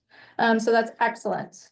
The two big picture things that we're trying to accomplish is to promote the positive use of agricultural land through groundwater management practices. So that'd be like your RCPP, your NACD work. And I guess you could argue a little bit of meat, but those are the two big ones that we have to address that. And then the second is to promote the positive use of land by homeowners, businesses, municipalities through groundwater management. A couple of things on this one. We are in the middle of working on all of these things. Some of them include securing program funding. So that's things like raindrop rescue. Stuff like that, leveraging funding to seek cost share assistance for residential communities, which is something that Raindrop Rescue did achieve. So we have already hit that mark, but not in a sustainable way, right? And then that last thing, I did this for you last time, I want to do it this time too. The last column shows the measures, like the actual numbers that we wanted to use, and so we gathered those for you today. As far as the promotion of agricultural best management practices for groundwater, we identified 4 funding sources. We were able to serve 74 landowners through NRCS programs. So that's district staff helping funnel those towards NRCS programs that meet those needs. We attended 18 meetings based on groundwater management or related activities. We hosted 7 workshops and seminars focused on this topic for agricultural professionals. And we had about 763 participants. And this is like last year, if that makes sense. So fiscal year 24, calendar year 24. In the residential sector, we did have our native plant workshops, but those didn't totally focus on groundwater. We did have that rain barrel workshop that we did this last year. So that number is kind of left off and then also lumped in with the agricultural one because we didn't really do much focus just on residential. We had, we sold 14,000 native plants, which is great. We sold over 12,000 native tree seedlings at our sale. And we had 33 participants in those native plant workshops. So that one, the residential is the one that we've been falling a little bit lower on. The number of partnerships formed was 6. So those are the metrics for that focus area too. Are there any questions about that? I only have a comment, and I don't think we have the capacity to make this different, but this is good, all of it's good, and the outputs are good. You know, the measures are outputs, you know, for a 5-year plan, you know, it'd be cool to be able to quantify outcomes. Sure. But. So like, what did we actually like save, you mean? Yeah, Yep. that'd be excellent. Yeah, but you know, that's a big jump with our limited budget, staff capacity, Sure. all of that. We have to just assume that all of our great outputs hopefully Sure. are creating some outcomes. Some of the more specific annual reporting that we do, like for RCPP, does record things like that, like in that same vein. But I can do some digging to see if anything would be that, like that kind of specific. And I'm not saying you have to apply time and resources we to it, are- but as I look at this, and if I'm one of, you know, a What does it stakeholder or mean? Yeah. something, you know, okay, so what did these do? What did these outputs do? In Yeah, the community? I mean, you guys all know that with your grant, different things you do, you know, yeah. there's nuances and differences. But I mean, we might already be calculating that, and I just don't have the report in front of me. So that's what that's simple ask. You know, like things like, okay, so you sold 14,000 native plants. Is there some sort of kind of lumpy thing that you can put in there in terms of Yeah. native plants versus, you know, ornamentals, generally would, you know, create this much more infiltration, you know, things like, you know, some sort of broad Mhm. thing that we might be able to. Somebody use. somewhere has to have created some kind of model or estimate or tool or something where you can. get Yeah, those numbers. yes, and she's probably. I would think, yeah. That's right. Kelly is probably involved somehow. Please forward it to me. CC What did you say? I mean, if that water saved or Something, yeah. sediment held back or what have you. Mhm. Mhm. Great. Any questions on the 5-year long range plan focus area number 2? What are we doing our next resource assessment? 26. Okay, when does the planning for that start? Did you and Paul discuss that? No, He was supposed to bring that up. oh, We're willing to assist. that would be If you'd like that. amazing.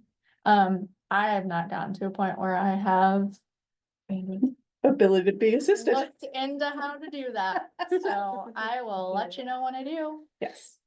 Paul and we talked of it apparently a really long time ago, and he put something on our calendars and it popped up. I'm like, what is this? He's like, oh yeah, we talked about that a long time ago, and he just put it on like January 2 this year. Yeah. So that when you start planning to do the natural resource assessment, maybe we can bring some county resources to bear to help. It would be incredible because one of the things, like the sample size from what we did last time, like it's great, but it's not huge. Mhm. And obviously our information is only as accurate as our sample size, so Yeah. that would be So maybe we can amazing. just sit down and see if there's Mhm. some way we can, you know, add value to that. Yeah, that would be amazing. If we could get more people to even just fill it out. Mhm. Mhm. Groundwater program. Yeah. This is our add-on. What you got? So this actually kind of feeds right out of the focus area too. I was speaking a little bit about raindrop rescue and how, programs like that are on our 5-year long-range plan. It also is tied very heavily into something, that the county has been asking us to do for a couple years now. Just a refresher, we received $20,000 to address groundwater issues. That money is intended to supplement some of the agricultural programs that we already have that do those water saving practices. But it also has in the past gone to supporting our tree sale, our plant sale, and then they've asked for us to continue that raindrop rescue type program. It's been on the last 5 work plans. We get together every year with the DSI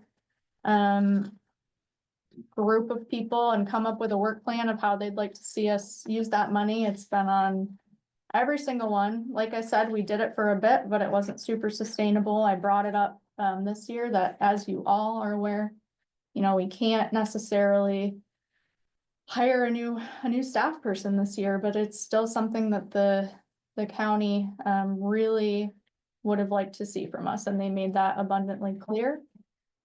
So I kind of got to thinking that while we can't hire someone new, we do have the expertise in-house to at least start tracking down avenues for this and funding for this, because the bottom line is we all have full-time jobs and nobody has the capacity unless it's intentionally set aside to go after funding for new programs. So with that said, Tracy is actually the person I'm speaking of. She has really excellent native plant knowledge, which would be what this program would focus on. And because we can't take big steps, I thought that perhaps this year we could at least take a baby step. I've met with the county about this and they are on board. And the goal would really just be to put that, a part of that 20,000 towards her wage, towards her full-time hours, so that she has time set aside each week to go after, or at least look into, start talking to partners about these programs that the county's been asking us to build. You'll find in your packet a groundwater work plan. So this is a deviation from the one we already made with the county, which has the creation of a program like this on there. Yep. This is a work plan for that, it would be $18,000 of that county money. And it basically will pay her around 8 hours a week to carry out looking into these projects. We met with them, these are their priorities. They added to it slightly with a like turf grass seed mix that they would like us to look out for and kind of get to into the public hands somehow, so that's been added to our list. But that's the idea. We were fortunate enough, the original plan, we had 2 grants in to fund Tracy full-time for this year.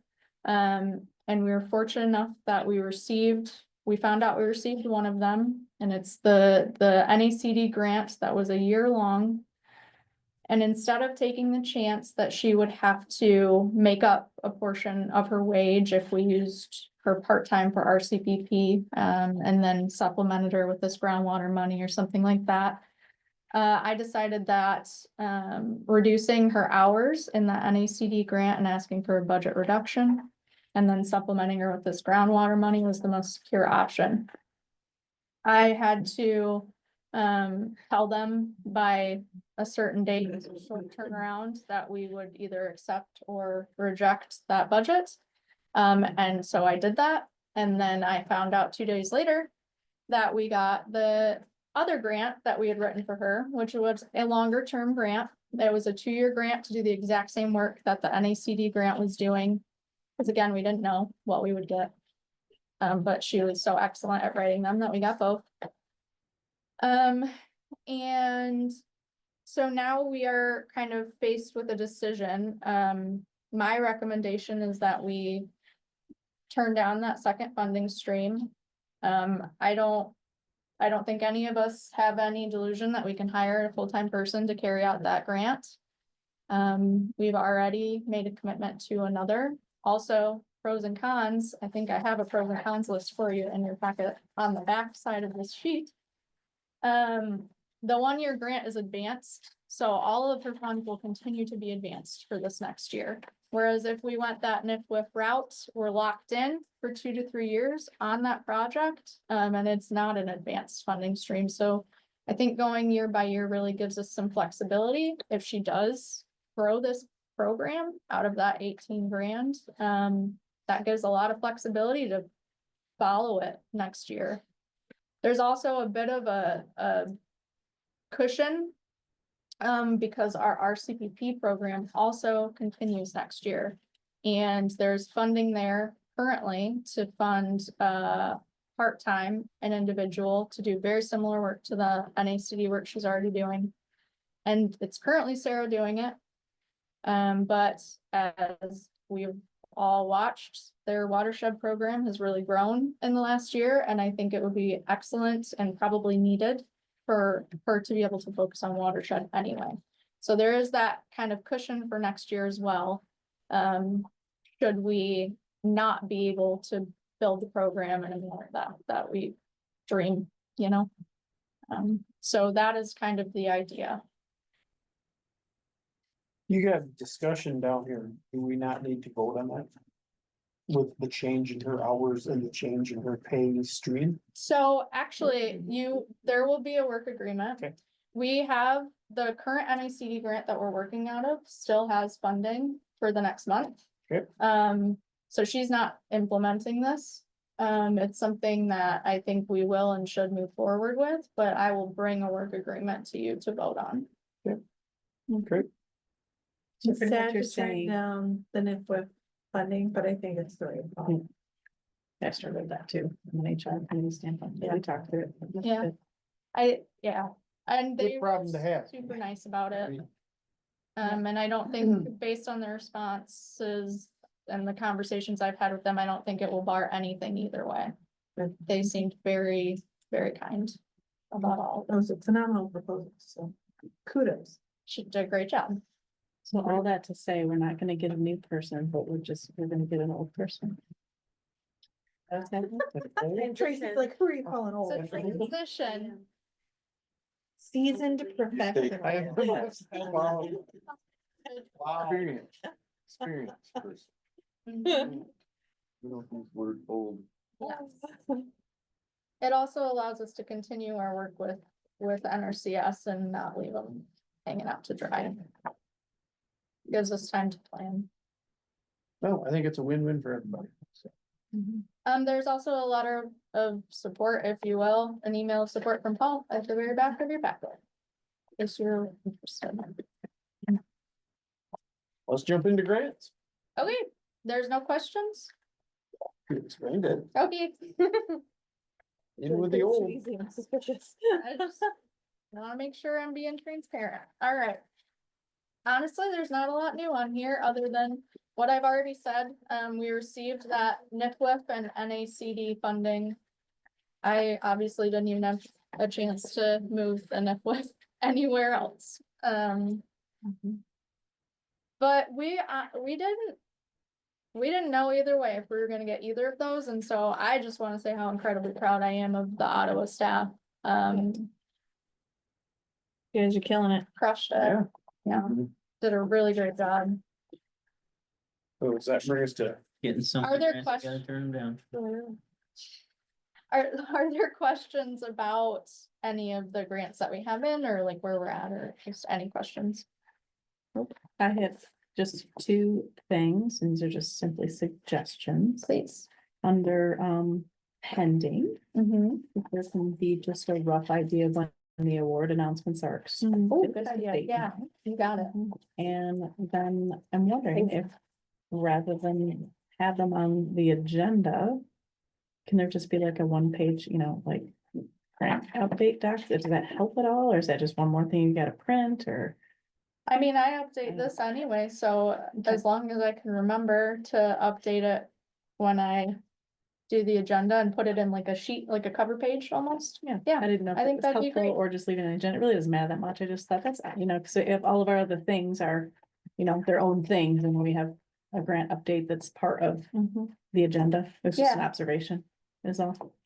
The only other thing is are there any grants or funding sources that you're looking for that you haven't identified a good source for that I can keep my eyes open for? Like projects that we're looking for. funding? Projects or like to sustain where you have a grant coming, like that you're gonna need to write something new for in the next 6 months, or you don't have to answer that right now. Just Yeah, in general, if there's like, we really need a funding source for this, yeah. just let me know, because I'm looking at stuff all the time and then I can send you more appropriate. I like, think any recommendation. invasive species focused or ability to focus water quality invasive species type work that you Okay. can send to Muriel will always be appreciated because they are constantly having to do that.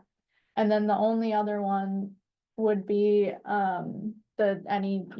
you see these projects that we're thinking about for this program and the partners and the funding sources we've identified, but if we can add to that list, it will only make us more likely to succeed.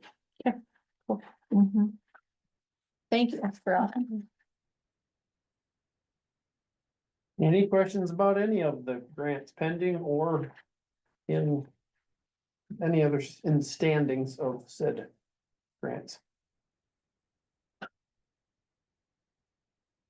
I'm sorry.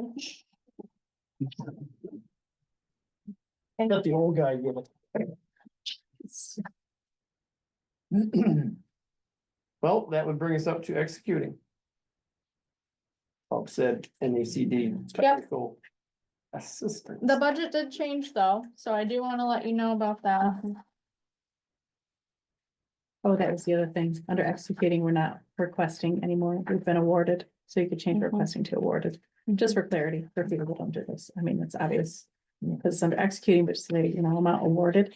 Once we get to the executing grants, because we've been awarded the funds. Oh, I see, I Right. see what you're looking at, yeah, sorry, I couldn't find it. Yeah, absolutely. So this total is no longer 72, it's now 51,666 dollars. With 15,000-ish in match. Just so you're aware. We also are still trying to execute our LSR grant. I'm struggling with that one. I've called and they told us, early fiscal year and then it didn't happen, and it sounds like because they didn't get them done before the fiscal year, they had to send them back to Washington. The grant agreements, what are we talking about? Yeah, the LSR, it's not on here anymore, because I thought we were working on it, and then they never sent us the stuff, so. But she said that it should be this month. I'm hoping, because that's the one that Muriel was discussing, that goes from Allegan up to Leelanau. We have a lot of partners, a lot of different organizations, so. That's the only one that should be on there.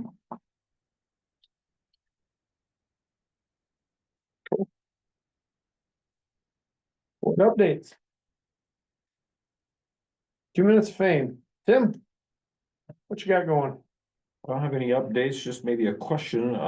Just had caught a glimpse in the news about that solar project up north. They were to clear 400 acres. There was a lot of pushback on that. Did anybody figure out what happened, or did anybody know what happened to that? They're pulling, I think the company is pulling back the request to purchase and Was the everybody's, company that put the solar, wanted to put solar? Yep. Okay. everybody's backtracking because it got in so much bad PR, so.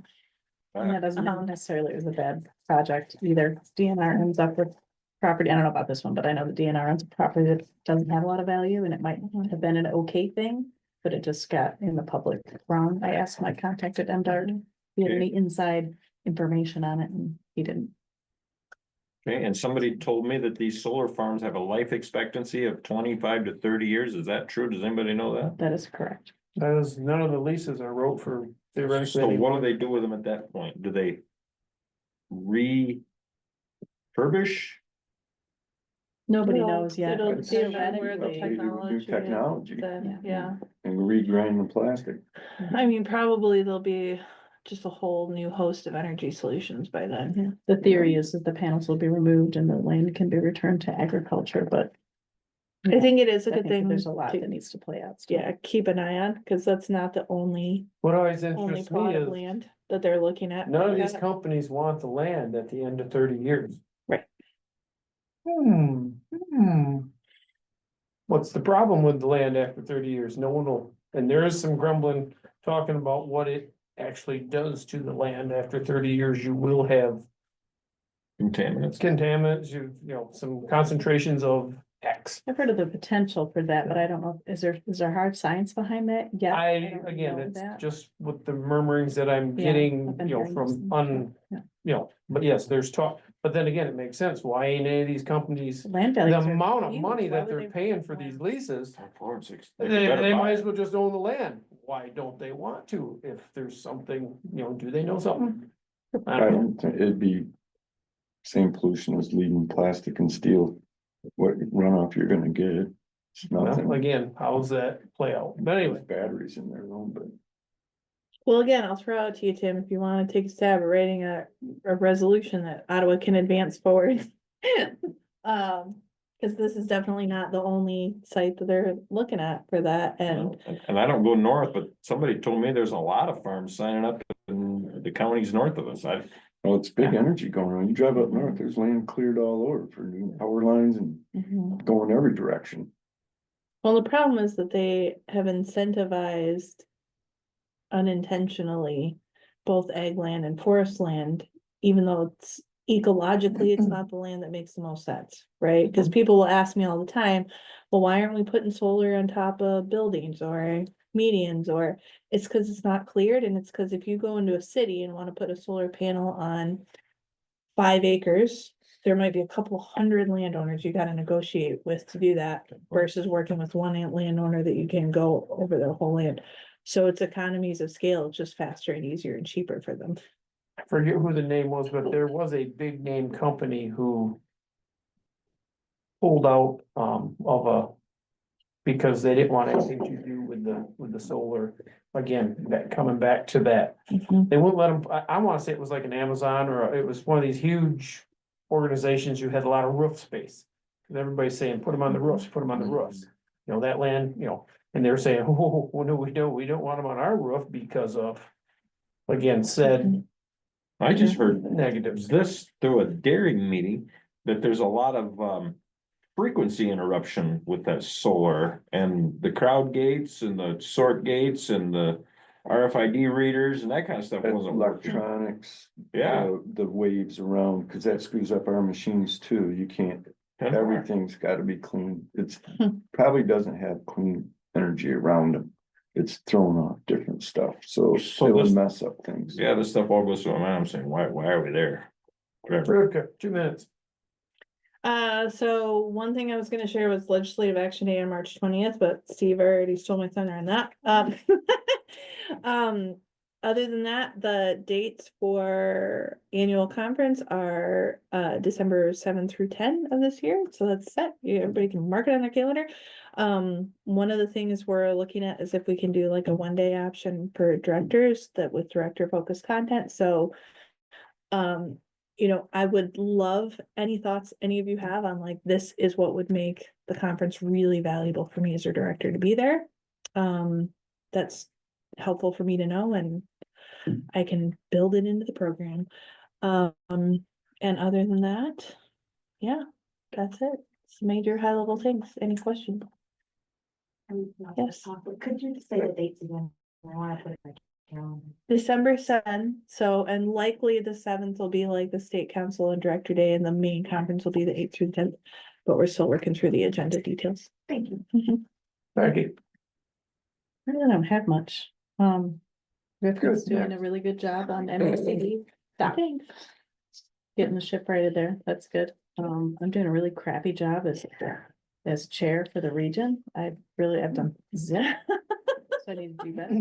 Well, state council's coming up next week, so. That chairman job always, Becky, that chairman job ain't always as cushy as what it looks. What's that? That chairman job ain't always as cushy as it looks. Just Yeah, saying, but you make it look so. what I've been easy, told. yeah. Yeah, so I'm doing really bad at being the chair of Region 7, so I'm just gonna own that. Rivka was vice chair. I kept asking her, what did they do? She never could answer. Well, I mean, that's part of the problem I'm, is that, yeah, you I'm know, supposed to be the giving chairs are supposed to information be, yes, to all of the driving. districts. I'm supposed to be staying in contact with all the districts and doing all the things, and I don't do any of the things. But I might be able to do more now, so. Other than that, I don't You're have gonna be anything given a exciting. list next week. I'll just give you a heads up because the chairs aren't. I will say taking one the thing head, for so, both of you. You're still on the Ottawa County Board, Yes, we are. so bring That's me number something one. that's good for Ottawa County and that revolves around the Ottawa County. All of this is good for Ottawa County. hours this. For the state. No, for Ottawa County helping us hire I mean, someone and I not don't to think- I pay. ain't I saying don't they ain't think doing a that- good job, I'm saying. I no. was up They've put in their literally. time. I was up literally till 2:30 AM going through these NACDTA grants. Because it's like MACD is the one responsible for ranking every single grant, look like. I had to go through every single element, and so believe you me, every single thing we're doing at the state level, both on the granular level for things like the technical assistance program, as well as on the higher up level, ensuring that we try to maintain the operational funding from the state.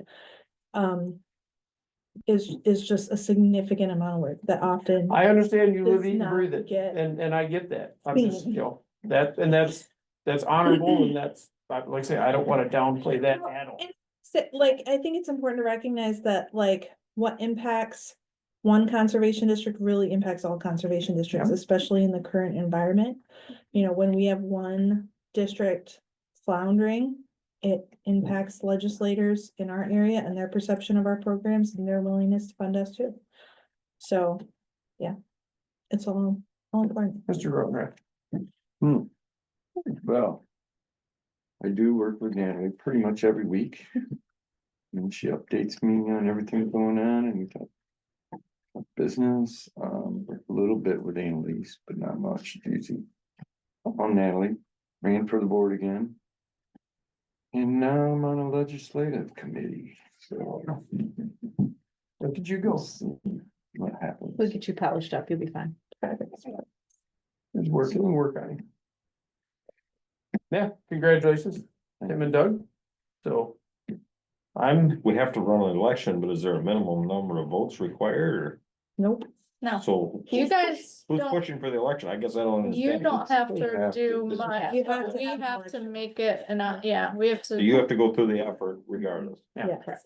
No one else can be elected because you had to have had your I get paperwork that. in. I get that. So there ain't gonna be a write-in or a sneaky campaign of any sort. It's Right. just cross the Ts, dot the Is because it's a public election.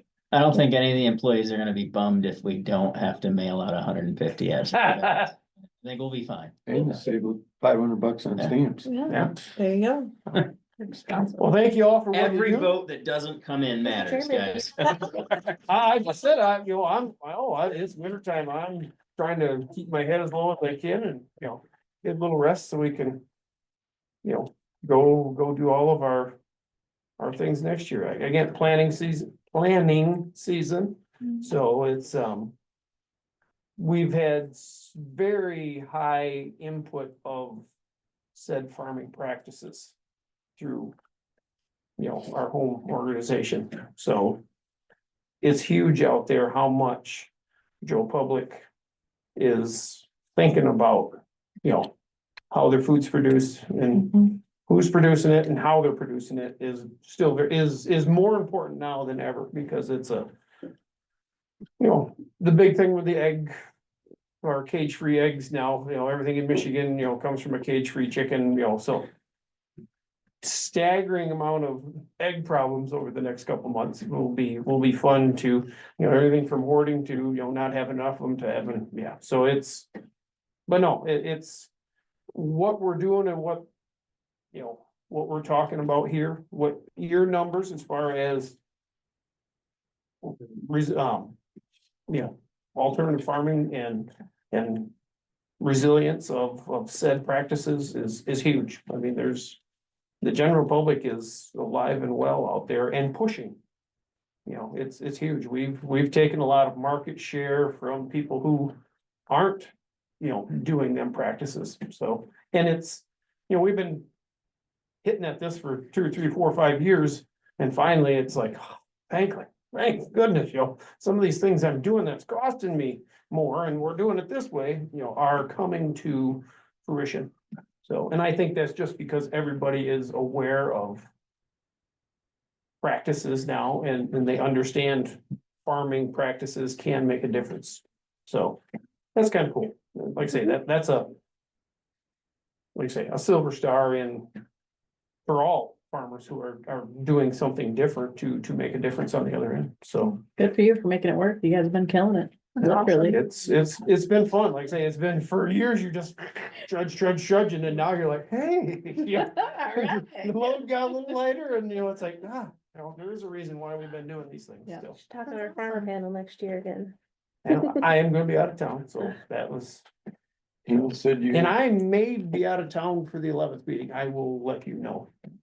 For the next meeting, but I got a tough couple weeks there, that last week of January and February. No cruises, but it's just as hard. Can't all live as large. Going fishing? Yeah, Okay. so yeah, Fun. that's It's not in the recliner by the fireplace with 12-inch curls, is it? no, Good. no, 12 ounce, but good try. no. One of my bucket list things. Didn't it taste 12 ounce? It's the 12 inch, didn't Oh, you? I thought it said 12 ounce. It's the 12 inch. Well, I will say, no, sitting in front of the fireplace, no, I'm gonna take a trip where you go and stay right on the ice. We're going to northern Minnesota to Did that do a 5-day ice fishing. I mean, I'd It's never one do of the it. places where they fly in, drop It it ain't off. a fly-in, but they get you carted out and you stay right out on the ice for, Oh, that's we're gonna be out there for 4 full days, 4.5 full days. So Sounds very good. Sounds it awful. was 20 below and 18 inches of Yeah. ice last Friday when I called, so it ought to be interesting, so. It's a comfortable amount of ice. Yeah. Out there. So, yeah, so I don't know what so I don't know what I'm gonna find, but like I say, it's something that we've always wanted to do, so we'll see. But. So, yeah, so sitting in front of the fireplace, I'm thinking not, so. Well, with that, I guess we will look for a reason or a motion to adjourn if there is no more to come before this meeting. Make the motion. Support. All those say aye? See you next month. No PA 116s. Nope.